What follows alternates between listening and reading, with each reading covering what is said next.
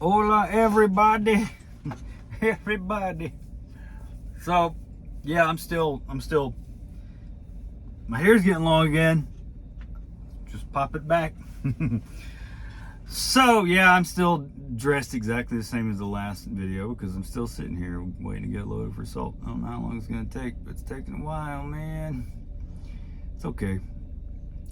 I am in my self-care and self-growth era of life right now.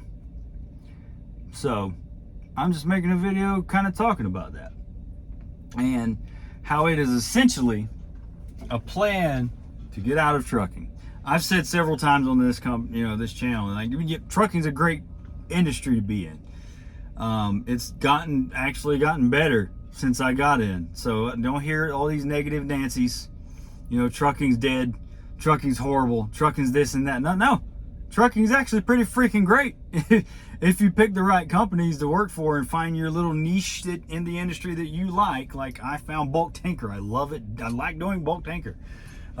It's not stressful at all. I mean, some things you're going to be in traffic. Traffic's stressful, but generally, you can get into a job like this, and it's this is a great job to have. Let's have you back up just a hair. That's the guy in front of me, not me. I'm not loaded yet. Anyway, but when I first got into trucking, I didn't want to do this forever. I didn't want to do it as a career, like a 20-year thing. Would it be smart financially to do this for 20 years? Financially, yeah. As far as physical health, no. Truckers, on average, die younger than most people do because it's a stressful job. It's a sedentary job. The food on the road is just terrible. It's not healthy, and it can wear you out. I know for a fact in the past 6 years, I have aged a lot, and I know trucking has been a contributor to that because it's hard to have a healthy lifestyle when you're in trucking, and that's part of why I knew I wanted to get out because. And before I started, I went to the gym almost every day. Almost every day I went to the gym. I'm just now getting back in the gym. 6 years later, I'm just now starting to get back into the gym. And whew, it is tough if you haven't been in the gym in a long time. But anyway, yeah. So I've said multiple times I didn't want to do this for more than 5 years. I'm on year 6. So it's time to buckle down and light a fire under my ass and figure out what I'm supposed to do.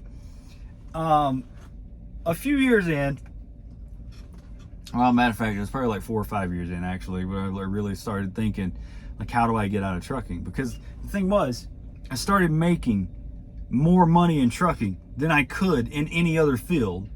It's hard to make 6 figures, $90,000 to $100,000 a year without going back to college.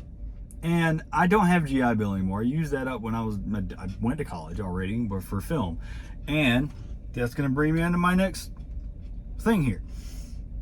Before I got into trucking, I was a filmmaker. Now, yeah, I had a day job working for Verizon, but I was a filmmaker. I had my own videography business. I had all my own camera gear, lighting gear, audio, everything. I was the whole shebang. And I was actually very, very popular in North Carolina as a filmmaker. Like music videos, commercials. I did a few weddings and wasn't a fan of that at all. But it was very creative. I did a lot of short films. I won awards as a filmmaker. I won awards for films. And in general, kind of everybody around that area knew who I was. And I was almost like a mini celebrity. It's kind of weird to say or think about now.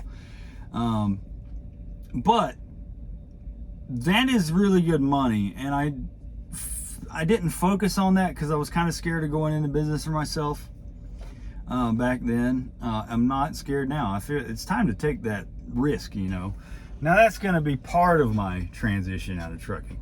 How do I start doing all of this? I'm going to stay in trucking until I make enough money from my side ventures to leave. So that might take a year, might take a few years. I don't know. We're going to find out. But yeah, so I'm revamping a lot of the things that made me money before I got into trucking.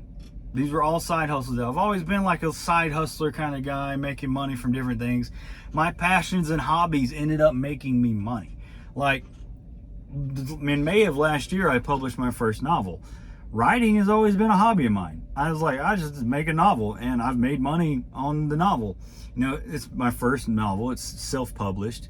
I haven't really marketed it at all, but I still make money on it, which is kind of crazy because most authors don't make money on their first novel at all. But I did. And that's, you know, my focus here is passive income for the most part. So writing, novels. I have at least 13 novels in the back burner that I can just write and get that. That's like the next 10 years of writing for me. Just, you know, I'll have a lot of novels, which is cool. That's probably not going to make me a lot of money. It's just something I'm doing just because, you know, I like doing it. Now, I make money on YouTube for Scout Truck. Not a lot. It ranges between, like, depending on how many videos I post, it can go from between like $50 to $100 a month in passive income. The more videos I post, the more money I'm going to make. And if some of these really go viral, which like some of my older videos did before I deleted them, I was revamping the channel really. I was making about almost $200 just off of this one channel in passive income. And I just make these videos while I'm sitting around. So yeah, it's easy to do. Now my other channel, which was like a filmmaking centric channel from when I did film work, I made a couple $100 to like $300-400 a month on that one before I got into trucking, and then I didn't have time to do it anymore. Now I'm home more and I have time to do it again. So that's what I'm gonna do. I did, you know, I create these video essays on like movies and things like that, and just having fun basically. And I would do the voiceover because I have a voiceover voice, and in that way I made money. That was some good passive income there, but it was a little more work because I had to edit those videos. But you know, I made money on YouTube. I was making enough on YouTube before I really stopped it to pay my rent. Rent's more expensive than that now, but so writing, novels, and YouTube. I'm gonna focus more on those things, and you know, I want to publish my next novel this year, this fall. I'm on chapter 3, so I need to get it in gear and write faster, or at least write every day. That's hard. I've been creatively like uninspired the last like few months, but you know, whatever. Between YouTube and writing, yeah, I can make at least, you know, if I concentrate on it with just YouTube and writing novels, you know, over the next year or so, I could probably be making at least $1,000 a month off of that. That's the goal. I want to make, well, more than that. I want to make enough off of just those two things to be able to pay my rent and not have to worry about it. You know, pay my rent with the YouTube money, the Google money. That's what it is. Google sends me a check. Now, another thing I've been turned on to, and this is going to sound stupid, but it's not. A lot of people have figured out they can make money on Etsy with print-on-demand stuff. I mean, if you ever heard of drop shipping, this is kind of what this is. But I basically have a supplier that t-shirts, hoodies, blah, blah, blah. This is going to be like a veteran-centric clothing line called Valor Crafted. So I make, you know, I design t-shirts and hoodies and things like that. You know, right now it's just t-shirts, but it's kind of aimed at veterans, military veterans, and blue collar workers, truckers, firefighters, cops, you know, clothing for these kinds of people, the people that, you know, the backbone, the backbone of America, you know, the workers, the working class. So there's a clothing line that I'm working on for that, and I have a few listings on my first Etsy shop. I'm still learning the ropes for that. That's something I know for a fact takes a long time to get the ball rolling, but you have to be consistent with it, because apparently everybody that keeps at this and makes enough designs and makes listings, they start getting sales, and once you start getting sales, it kind of snowballs. That's the general consensus of what I've learned about this, and that's why I'm going to try it. So there's the clothing line, but there's also another one that I'm thinking about doing. It's just coffee mugs and like little miscellaneous things like that. And that's, you know, gift type stuff. Sells all over the world all the time. You can make a lot of money doing that stuff too. And that's something that doesn't take a lot of my time either, because I have graphic design experience. So I can design t-shirts and like coffee mugs. Just little things like that. And I can make passive income doing that. And I believe I could, scale that up to, a couple thousand a month. I think that's feasible. And I'm working on all these things all at once, so it might be a lot of work, but that's fine. This is what I've always done, except for the last 5 years. Because once I got into trucking, I kind of ground everything to a halt creatively. I stopped doing film work, and that was it. I didn't do anything. I said, I wrote my novel. I started writing my novel in 2021 and got it published in 2023. That was the only creative thing I did since like 2018, really. I made like one music video for somebody, and that was it. And that's the last thing that I'm going to be doing here, is the big plan, what is probably going to make me the most money. But that's the one that requires me to do a lot of work, and probably what will likely end up with me leaving trucking to do. I don't know when this will happen, but I was a filmmaker, like I said before. I had all my own gear. I got rid of most of my gear. I only have a little bit of stuff now, but I have to buy another camera. That's expensive. So I had to save money to buy a camera. Then I've got to, I'll have everything I need really to start doing videos again. I'm probably gonna have to work for free a couple times, because what I want to do is start doing real estate videography. I know for a fact that I'm good enough to make money in real estate videography.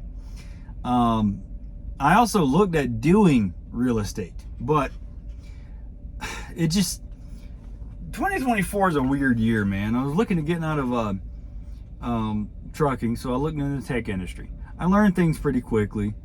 It's like, okay, I can get into cybersecurity or something like that. And the problem with the tech industry is it's very volatile, and a lot of layoffs have happened very recently. With especially like Microsoft and a couple other places. It's just, it's kind of scary. But I don't know. I'm still thinking about it. I'll talk about that in a minute. So tech industry was like mostly a no-go. I started looking at real estate. Now 80% of real estate agents that get into that industry, they fail out in the first like year or two, because you have to have money saved up. So I knew for a fact if I was going to do real estate, I needed to do it part-time while I was driving, and that's going to be freaking hard to do. That's what got me thinking about all this other stuff. Like, I got to start making passive income if I want to do something like that. The more I think about it, the less I want to do real estate, because it sounds like a lot of work, and yeah, it could be rewarding eventually, but it's going to be like a couple years of just a headache, and I don't want to do that. So, again, all these other side ventures, these are things that I've done before, including voiceover work, audiobook narration. I've done voiceover work plenty. These are things that I need to like buckle down and make a reel for and start doing on Fiverr, and have listings for that, providing a service. That's a little bit of work, but it's fun. It's fun work. It's creative work. That's me in a nutshell. I'm not a trucker. Everybody's like, oh, you're not built, trucker, blah, blah, blah. Like, no, I'm a very good trucker. I'm very good at pretty much anything I try to do in life, because I commit to it.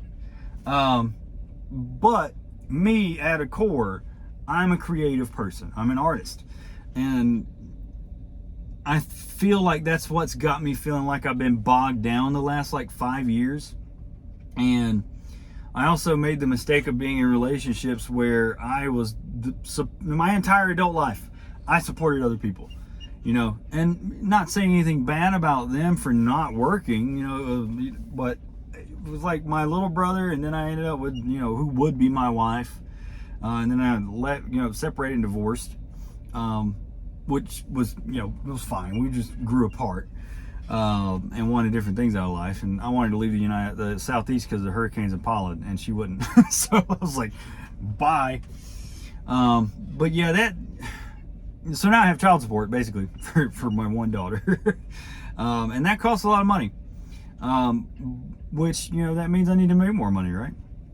So, but yeah, my entire adult life I supported everybody else except for myself. And that's why I don't have a lot to my name now, as far as like assets or like a lot of money saved. I've got a lot of accomplishments. I've done a lot of things in my life, you know.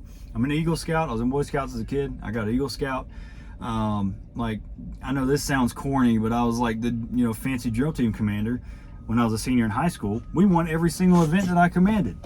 I was a talent show winner with my best friend. We won multiple talent shows. We were really popular in high school because of this crap. And then I went into the Army. Have a perfect record in the Army. Never any bad conduct. Got plenty of different medals and things in the Army. It's just, and then I got out of the Army. I was a filmmaker, award-winning filmmaker.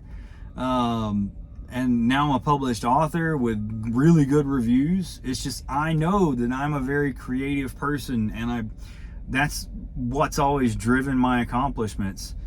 And I need that back. I need to get back into doing things like that to feel rewarded in life, you know. I know it might sound like, oh, it's a midlife crisis. No, not really. I knew I wanted to do this stuff. It's just taken me a while to get back into it where I'm comfortable really pursuing it again. Because now I do have a girlfriend now, but it's different this time because she's very supportive of me working on things that make me happy, as opposed to just grinding and working all the time, because I think that's what she does. You know, she owns her own business. She doesn't work for anyone. She's freelance. She does a couple things for different companies, but she also has her own business, actual like real business, where she makes really good money. And it kind of inspired me a little bit to get off my butt and get that going for myself again, like I used to. You know, I used to do a lot of stuff for myself and make my own money. So, you know, now I don't have to support someone else. I don't have anybody else basically holding me back. There's nobody there to resent me for working on myself. And, you know, it's really about just focusing on making myself the best version of me. And that's one of the reasons, like, late last year, I quit drinking for the most part. I didn't quit entirely. I'll still drink, you know, go out and have a date or something. You know, I'll drink a drink. But I don't drink at home anymore. I got back into the gym, you know, almost 40. I can't let life drag me down. I can't let other people drag me down. I can't let toxic people drag me down. There was a period the year before last, where I guess part of last year too, where I was just cutting toxic people out. If you didn't further my life, or if you had no benefit to me, I just dropped you completely. And it's funny, like my friends list on Facebook used to be like 1,200 people, and that I personally knew, all these people. Now it's like 500. I cut them all out. I was like, I don't need you in my life. I don't need you. And that's a healthy thing to do. That was something that I went through therapy, and they were like, this is something that's probably going to help you. And I think it did. But now I'm working on me. I'm working on my money, my physical health, my mental health. And I think that's something that every man in general should do. I say man because I'm not a woman. I don't know. Women have a different thought process for a lot of things. So I'm not the person to talk to about that. But, you know, as far as the men in general, you know, go to therapy. Work on yourself. If you're in a relationship where you feel like somebody's holding you back, you need to talk to them about it and reassess whether that relationship is worth staying in. And that was basically what I'm saying is, like, my entire adult life, that was my mistake. And it's why I ended up in the spot I am now, where I don't have a lot. You know, I could have owned a house. I could have bought a house back in like 2014 with a VA loan, and I was convinced not to do it because I wasn't going to live in North Carolina, but I should have done it. I allowed somebody to get in my head and convince me that it was a bad idea. It was not a bad idea. It was a very good idea, actually. I would have been set for life by now, because houses in Wilmington, North Carolina back then were like $150K. Now they're like $1 million. Don't let other people tell you what to do. But I'm fixing that. Starting like a couple of weeks ago, I started working on it. So that's what I'm doing. That's just an update. Y'all have a good one.